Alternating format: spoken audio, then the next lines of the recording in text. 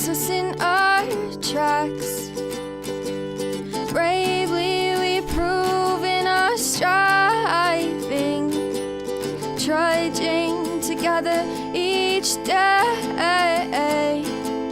Where there's a will, there's a way.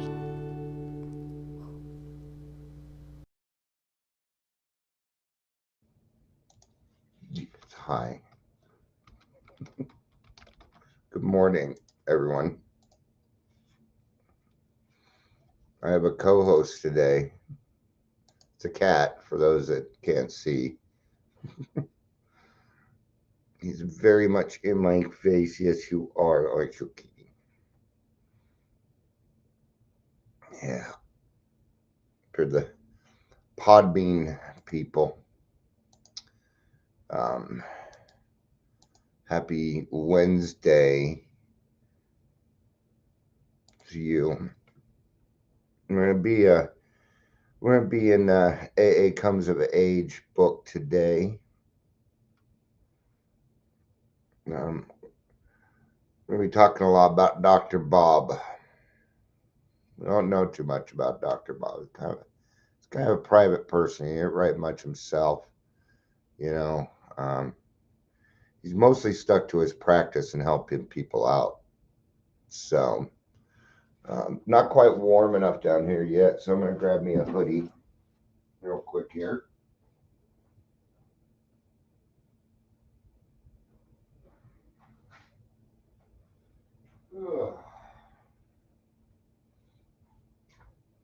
I live in Colorado, so one thing I do have is a variety of hoodies. A variety of hoodies. Oh, you can never have it when you do this though, because I'm on camera quite a lot. You can't have enough shirts or hoodies because yeah, and I have a very limited amount. What I need to do is start getting some shirts that are more recovery based. Most of mine are superhero, superhero Star Wars. Yeah, that's what happens when you don't do your own shopping. People just buy you what they think you like. And I do like all that stuff, but yeah. Oh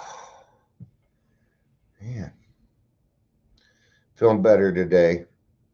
Feeling better today. My stomach still hurts a little bit, but not like it did. So good stuff, man. All right, Kitty. I love you. You kept me warm, but it is so hard to do this with you in my lap. So I'm gonna put you down. I'm sure you'll jump back in my lap in the next few seconds, though. But we're hitting that 3-minute mark, so let's go ahead and get started. Oh, and he is back.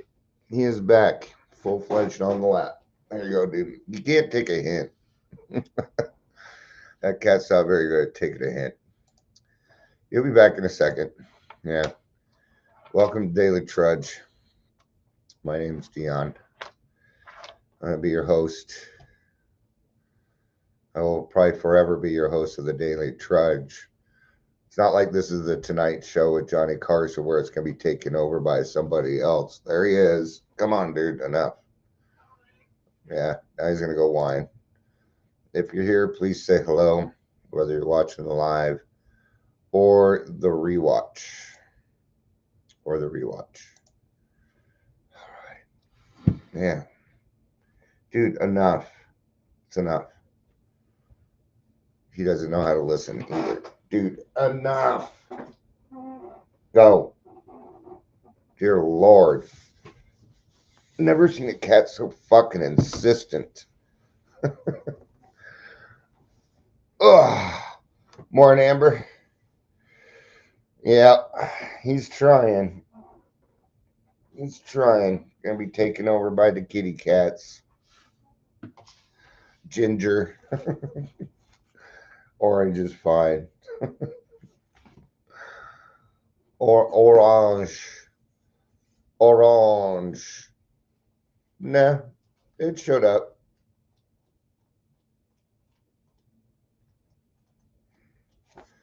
Now, if it, and I know this may sound weird, but YouTube don't give a fuck if it's sexual. They care about violence. Yeah. So, I mean, YouTube don't care about the kids. They don't, if you think for 1 second they give a fuck about children, yeah, no, they don't. All right. So, let's go and go to As Bill Sees It, page 35. She wants you for Monday. I don't know what you're talking about. Oh, you didn't speak. Oh, well, then, good job anyway for going. Nobody ever asks me to speak anymore. So, AA is no success story in the ordinary sense of the word. It is a story of suffering transmuted under grace into spiritual progress.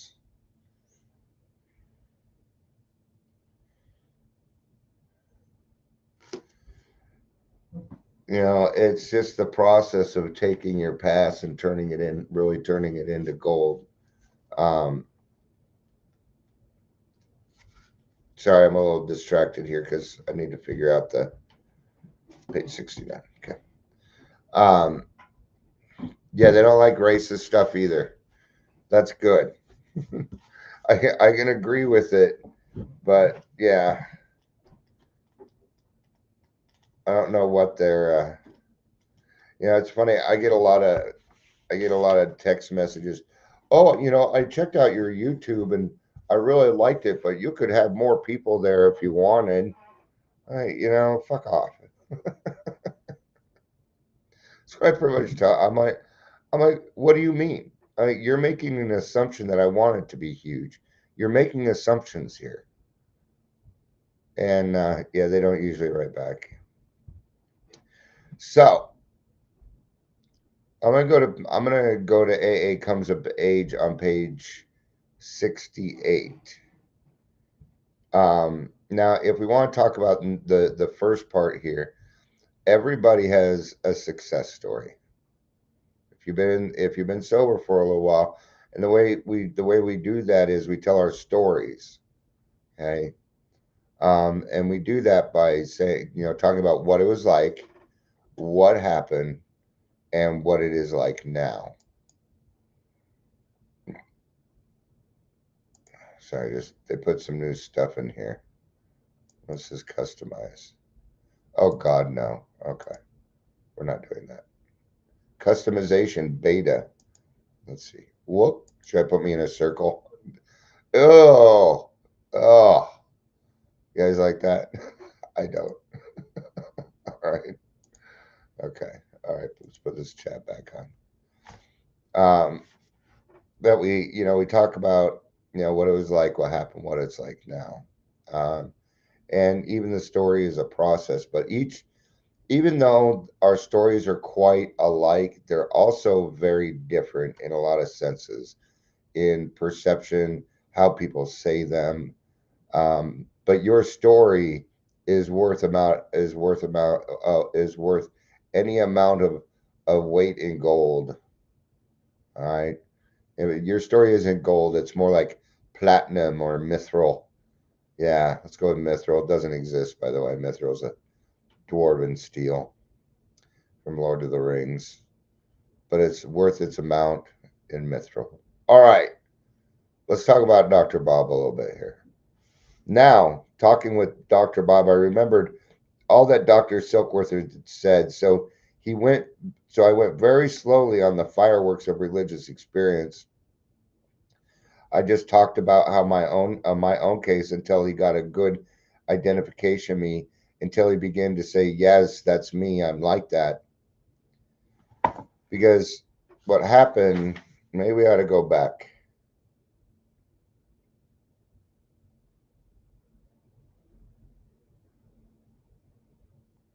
Okay.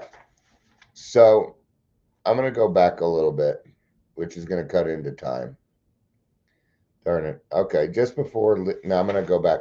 So what had happened is he talked to Dr. Bob once, and Dr. Bob didn't really want to talk to him. He didn't get through to him. and he was feeling beat and discouraged. And Dr. Silkworth tells him, "Hey, you've been talking to these people wrong. Let's read it. Fuck it. Let's read it." So this is him going to Dr. Silkworth after not doing very well. "Just before leaving Akron, Dr. Silkworth had given me a great piece of advice. Without it, AA might never have been born. Look, Bill," he had said, "you've had nothing but failure because you are preaching at these alcoholics. You are talking to them about the Oxford precepts of being absolutely honest, absolutely pure, absolutely unselfish, and absolutely loving. This is a very big order. Then you top it off by harping on the mysterious spiritual experience of yours. No wonder they point their finger to their heads and go out and get drunk. Why don't you turn your strategy the other way around? Aren't you the very fellow who once showed me that book, The Psychologist James, which says that the deflation at great depth is the foundation of most spiritual experiences?" Yeah, so he was just shoving his stuff onto other people. It was probably out of excitement, you know. But here he is screwing it up, but there's people around him that do know what they're doing. See, the approach to an alcoholic is partly psychological, and that's why we're given instructions on how to do it, right? And they're pretty simple. They're pretty simple. They're pretty straightforward.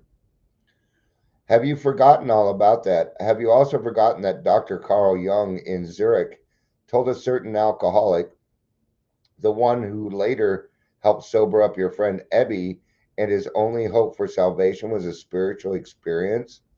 So look at that. Dr. Carl Jung helped the guy that was Ebby's sponsor, and then Ebby helped. That's kind of cool. No, Bill, you've got the cart before the horse. You've got to deflate these people first. So give them the medical business and give it to them hard. Pour it right into them about the obsession that condemns them to drink and the physical sensitivity or allergy of the body that condemns them to go mad or die if they keep on drinking. Coming from another alcoholic, one alcoholic talking to another, maybe that'll crack those tough egos deep down. Only then can you begin to try your other medicine, the ethical principles you have picked up from the Oxford groups. Now, talking with Dr. Bob, I remembered all that Dr. Silkworth had said. So I went very slowly on the fireworks of religious experience. I just talked about my own case until he got a good identification with me, until he began to say, "Yes, that's me. I am like that." In turn, Dr. Bob talked to me about himself, as he had never talked before. He too was a Vermonter. That means he was from Vermont. So his father had been stern but deeply respected judge in St. Johnsbury. Also, as in my case, Dr. Bob's drinking proclivities had shown up early. In fact, he had busted out of Dartmouth College for this very reason. Somehow he had wormed his way through medical and internship in Chicago. Despite his drinking, he had shown a talent flair for surgery. After his marriage to Anne, they had settled in Akron, where in due course young Bob was born and daughter Sister Sue was adopted. Dr. Bob, at the time of our first meeting, was 55, some 15 years older than I. He must have had an iron constitution. He said that all through the years his drinking had been practically continuous. When he got too jittery to operate or see his patients, he sedated himself heavily. When this recourse sometimes failed, he would steal away for a week or so to a drying out place so that he could start the same cycle all over again. In those rare moments when he got thoroughly sober, the insatiable craving for alcohol never let up. This was the physical phenomenon which bedeviled even his first years in AAs, a time when only days and nights of carrying the message to other alcoholics could cause him to forget about it. Although his craving was hard to withstand, it has doubtless created some of the intense incentive and energy that went into forming Akron's group number one. Bob's spiritual release did not come easily. It was to be painfully slow. It always entailed the hardest kind of work and the sharpest vigilance. Yes, yet he seemed to have no serious neurotic difficulties. As he often put it, I just love my grog. Grog is also from Lord of the Rings. It's what orcs drink, right? That's kind of funny. I love my grog. We're going some more here. By the time I met him, this compelling love had almost done him in. His surgical skill was still recognized, but few colleagues or patients dared to trust him. He had lost his post on the staff of Akron City Hospital and barely existed through a precarious and dwindling general practice. In debt up to his ears, he was only one jump ahead of the sheriff and his mortgage company payments. Anne verged on nervous crack-up, and their two children, of course, were greatly upset. Such was the payoff of 25 years of alcoholism. Hope was a word they had come to avoid. Ouch. Yeah. You know, it seems like when it comes to us alcoholics and addicts, that there doesn't seem to be much hope. You know, um, seeing a lot of people pass from this stuff, man. And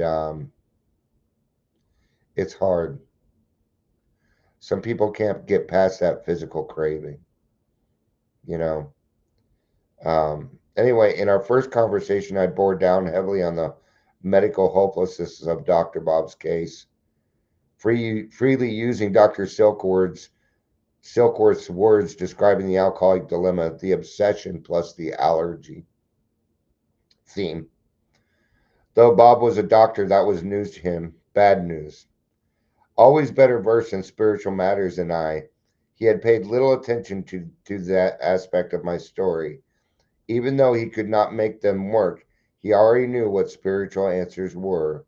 What really did hit him hard was the medical business, the verdict of inevitable, and the cat's back, annihilation, and the fact that I was an alcoholic and I knew what I was talking about from personal experience made the blow shattering. In Dr. Bob's story, as afterwards written for AA's book, and years later in his last full length talk at Detroit, he made this point very clear. It was not any spiritual teaching of mine, rather, it was those twin ogres, madness and death. There we are. Dear Lord, dude, God, Jesus. Sorry, listeners. That cat just will not give up. He made point very clear it was not any spiritual teaching of mine, rather those twin ogres of madness and death. He's talking about the two ogres from The Hobbit. If you read the book, they're kind of in the movie. They're in the movie a little bit. All right. Hi, back. So there he is talking about. This has just been a reading of Lord of the Rings so far. It's just funny. The allergy plus the obsession that triggered him into a new life. It was Dr. Silkworth's idea, confirmed by William James, that struck him at great depth. So, you know, it isn't always going to be a spiritual feature. You don't know what's going to catch somebody's attention. So that's why we got to kind of cover everything, you know, in a basic way. And what is it? Well, it's the physical compulsion, the mental obsession. You know, when I started to drink, I couldn't stop. I don't know how many times I promised I would quit drinking and I couldn't follow through. I couldn't help myself. I couldn't stop myself. I felt useless. I couldn't keep relationships. Yeah. Those are the basis on which we can land together. That's the depth and weight. You know, some of them already succumb to the fact that they're going to lose everything, and they're still choosing alcohol. And they don't know why, right? They tried to search for an answer their entire life, and they failed. I didn't go through that. I knew the answer. I just refused to look at it. I didn't try other methods. I promised a lot, and I was going to go back to AA, but I never made it. I never made it. You see, our talk was a completely mutual thing. Yeah. I had to quit preaching. I knew that I needed this alcoholic as much as he needed me. This was it. And this mutual give and take, it was at the very heart of AA's 12-step work today. This is how to carry the message. The final missing link was located right there in my first talk with Dr. Bob. Now, I love the fact that our co-founders have very, very, very different spiritual experiences. Where Bill's was sudden, Bob's took years. His obsession was not lifted for years. He said he loved his grog. I just love my grog. Excuse me. Upon entering AA, I listened to others talk about the reality of their drinking, loneliness, terror, and pain. As I listened further, I soon heard a description of very different kind, the reality of sobriety. I'm now reading from the daily reflections. I should have said that, but I didn't. So here we are. The reality of sobriety. It is a reality of freedom and happiness, of purpose and direction, and of serenity and peace with God, ourselves, and others. Yeah, there's nothing more relieving than the freedom. Because I was shackled most of my life by my decisions. Based on my decisions, I was in a self-imposed prison. Right? And I was the one that put me there. I'm the one that keeps me from the sunlight of the Spirit. I'm the only one blocking me. Nobody else is even capable. No one else is capable of even blocking the sunlight of the Spirit to me. I'm the only one that does that. By attending meetings, I am reintroduced to the reality over and over. I see it in the eyes and I hear it in the voices of those around me. By working the program, I find the direction and strength which will make it mine. The joy of AA is this new reality is available to me. Yay! All right. I know this is shorter than the most, but I'm going to wrap it up there. Most of it was just kind of reading, but it's always good to listen to or read some of these things that are outside of the scope. The one page will lead you to another, but don't just read the line, read the whole thing, because it's going to give you a better synopsis. Like, isn't it comforting to know that Bill was fucking up 12th stepping? It's kind of comforting. Right? Our most, cherished leader, Bill W. And I'm being facetious, okay? Because it doesn't work that way, right?